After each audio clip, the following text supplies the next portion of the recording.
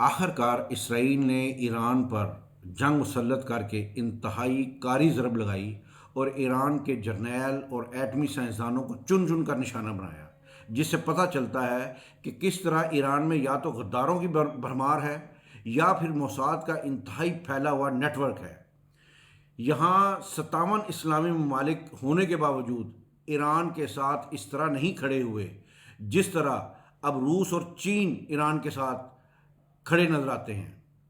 یہاں پر میں ایران کی بھرپور حمایت اس لیے بھی کروں گا کہ اس نے ود ان 24 آورس اپنا اسرائیل کو پورا اچھے طریقے سے جواب دینے کے بعد اپنے آپ کو یہ ثابت کیا ہے کہ وہ ایک خود مختار قوم ہے، ایک خود مختار ملک ہے۔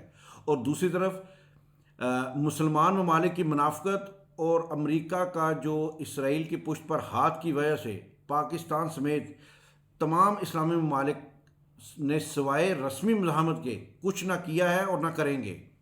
ہمارا کردار بطور ہمسایہ بہت اہم ہوگا، کیونکہ اسرائیل نے متعدد بار یہ کہا ہے کہ پاکستان اور ایران اسرائیل کے لیے سب سے بڑا خطرہ ہے۔